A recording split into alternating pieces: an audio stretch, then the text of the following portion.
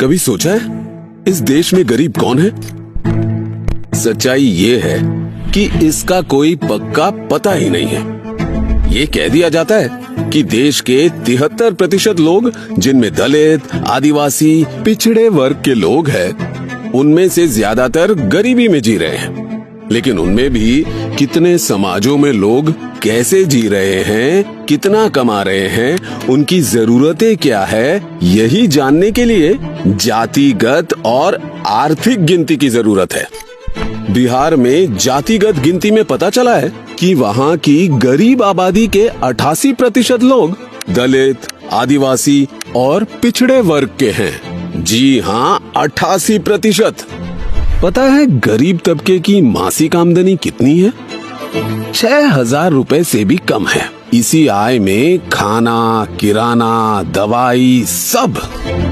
सारे देश की आर्थिक और जातिगत गिनती हो तो लाखों दर्द भरी कहानियां मिलेगी।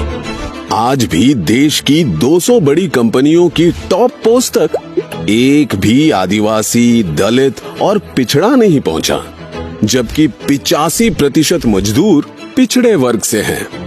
गूगल सर्च कीजिए कि किसी बड़े मीडिया चैनल का सीईओ या मालिक दलित, पिछड़ा या आदिवासी है? कितने पिछड़े वर्ग के जज है? और गटर में बिना मास्क लगाए उतरने वाले वो सफाई कर्मचारी किस समाज के हैं? देश में आपको 2 हिंदुस्तान दिखेंगे, एक अरबपति वाला और एक गरीबों का हिंदुस्तान। जब तक अपने हक का पैसा उस आखिरी गरीब तक नहीं पहुंचेगा, इस देश में 2 हिंदुस्तान बने रहेंगे। पहला कदम होगा जाति जनगणना, उसके बाद आर्थिक सर्वे। भाजपा जातिगत और आर्थिक गिनती का कितना भी विरोध कर ले, पर देश के सबसे गरीब लोगों को तभी न्याय मिलेगा जब वे सही तरीके से गिने जाएंगे। जब तक जातिगत गिनती नहीं होगी, तब तक सरकार को आपके रोटी, कपड़ा और मकान की फिक्र नहीं होगी।